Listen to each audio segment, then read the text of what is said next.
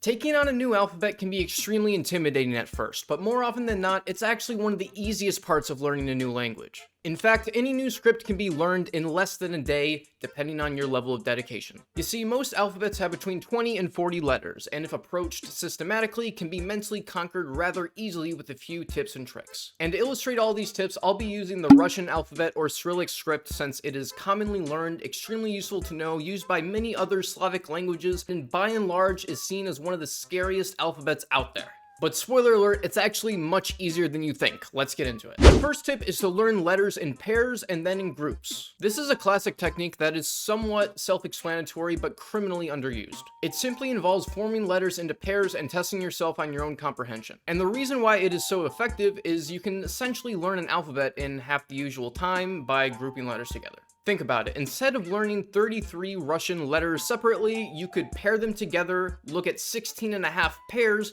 and achieve the same result. By doing this way, you're also making your language learning a lot more memorable, since Russian has a lot of these really short words that are extremely useful to know anyway, like yes and no, that you can start learning right off the bat. And this goes for pretty much any language out there. This allows you to learn real words right away instead of having to memorize the entire thing by rote, which is painful and agonizing and ultimately unnecessary. And 33 letters is a big scary number, so to make this method even more systematic, I like to pick out 5 or 6 letters from the alphabet, learn them as a group by pairing them with each other, and then moving on to the next 5 or 6 letters until I've learned the entire script. So to start, here are the first 5 Russian letters, and here are their English counterparts. Let's have some fun, throw them together, and see what we get. And now that we've paired them together, all that is left to do is to test ourselves on the comprehension of them. And if we don't understand a certain letter, all we have to do is look it up, take note of it, and for some extra credit, think of some more examples. This is extremely effective and will get you memorizing these letters in no time. Remember to make your own pairs outside of these as well for the best results. Once you feel comfortable with your first set of letters, just pick out 5 or 6 other letters, repeat the same process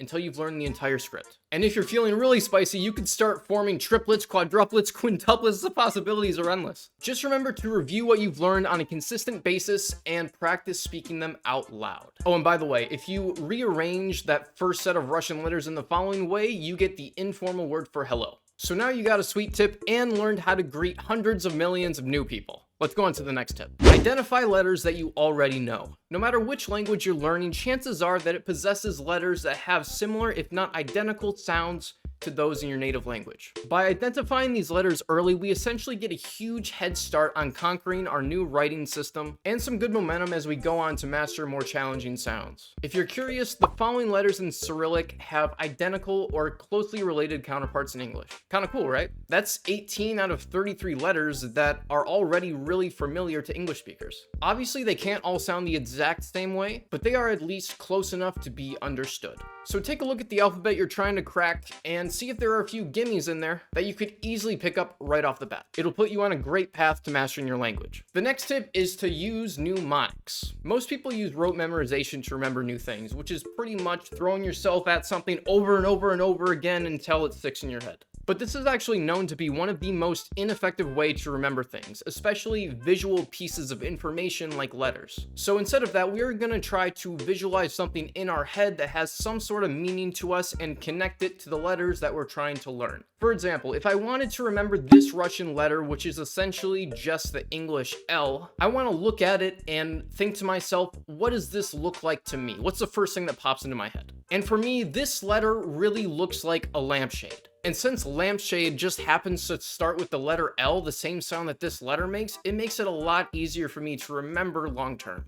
In fact, this is the same exact method I used to remember this very letter as a Russian beginner way back in 2017. And once I made this connection, I never ever forgot how to pronounce it. While some letters may be harder than others to connect to real-life objects, it is more than worth the effort to do so. Use SRS systems. SRS systems are synonymous with flashcards nowadays, and for good reason. They're incredibly effective. However, when learning a new language, I actually prefer to make physical flashcards since SRS systems are more suited to remembering information over long time horizons. But you could approach this a few different ways. One way, and the most simplest way, is to have the English letter on one side and the foreign letter on the other. You could even leave one side blank to challenge yourself to write either the foreign letter or the sound in English on the other side. And going back to what I said earlier, you could actually take extremely short, extremely common words in your foreign language, and as long as you know how to say them more or less, you'll be able to extrapolate what the letters mean after you make the flashcards. Just remember that context is your greatest help here, so the sooner that you start using the alphabet itself to learn real words, the better. Use music to your advantage. Do you ever wonder how we manage to remember the lyrics of classic songs from our childhoods verbatim, yet struggle to remember what we ate for breakfast this morning? There's something deeply profound about rhythm and melody that tends to stay with us in the long term. That's why I always love and recommend people to listen to the alphabet song in their target language. There's usually several different renditions of it on YouTube that you can of course access for free. Not only is it fun and memorable, but it's something that you could listen to while you do something else. So if you're exercising, cooking, cleaning, driving to work, you could be listening to your target language's alphabet song and making progress toward mastering your language. There's a reason why virtually every child is taught their native alphabet through some sort of musical element. So if you're having trouble internalizing some new sounds, give the alphabet song a go and see if it helps. Write important stuff down. This is building on a core idea of language learning, which is learn things that are meaningful and beneficial to you. One of the easiest ways to get a few letters down is to figure out how to write your own name in your target language. Besides acting as a cool party trick that is sure to impress your local friends, it's a great way to remember letters too. I swear, my grandma thought I was a genius after I showed her I could write my name in Mandarin. After writing down your own name, you could also try writing down your favorite hobbies, places, foods, names of family members, and anything else that means something to you. If you're learning a language that has multiple alphabets like Japanese for example, or one that technically doesn't have one at all such as Mandarin Chinese, I'm not gonna lie, you have your work cut out for you. There's a reason why these languages have notorious reputations for being extremely difficult to learn. However, nothing in language learning is as hard as it first seems. While it will certainly take you longer to recognize 8,000 Chinese characters than it would to memorize 33 Russian letters, it's not because one is more difficult than the other. It just takes more time. In the case of Chinese and Japanese, there is simply a lot more stuff that you have to learn in the beginning compared to languages with traditional alphabets to reach a basic level. With that said, languages with character-based writing systems are not impossible to learn. Quite the contrary. Just like any other language, if you spend enough time with it, learning it to fluency is inevitable. So here are some bonus tips to help point you in the right direction to conquer these linguistic nightmares and save yourself a lot of time in the process. Let's talk about characters. Characters are by far the toughest individual pieces of information to understand. Not because they're hard, but because they're so much more foreign than anything else. The very best way to go about them is to connect them with familiar sounds, attach meaning to them, and patiently learn them deliberately one at a time.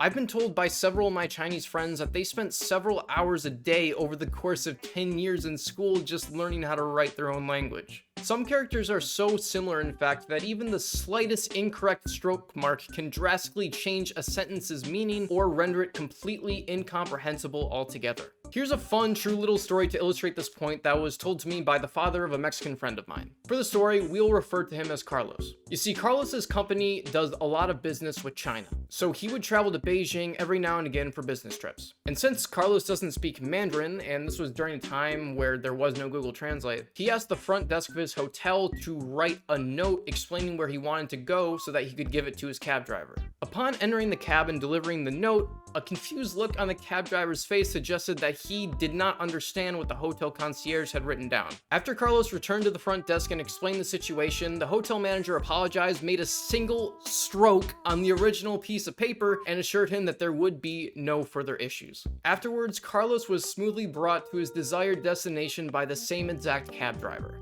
Crazy, right? You'd think that you'd easily be able to understand a message in English if a few letters were missing, and you're probably right. But that is exactly why traditional letters and characters are so different. It's more like looking at a full picture instead of an individual element in the picture. If one part of the picture is missing after all, you may have trouble understanding what the picture is supposed to be of in the first place. This is why when we study characters, we have to be accurate and deliberately look at each individual character with a higher attention to detail than we are otherwise accustomed to. With that said, here are my best tips for you for learning characters. I'm just gonna rattle them off. Write down each individual character multiple times using the correct stroke order every time. Pair the character together with similar characters in order to understand the differences between them. They may look the same to you, but I promise that they're drastically different to a native speaker. Do as much reading as you can in as many different contexts as possible. Develop an ability to notice slight changes. Some characters only have a one-stroke difference between them. If you encounter a character that you don't understand, learn how to write and say it at your earliest possible convenience. Don't sit in ignorance. Make sure that you pronounce the character out loud, ideally while looking at it to connect it to a sound. And while doing tip number 6, envision the meaning of the character in your head too if it isn't too abstract, like the whole lampshade example we were talking about earlier. But just remember that learning a new alphabet or script is never as hard as it seems, and you're now better equipped to do it than ever before.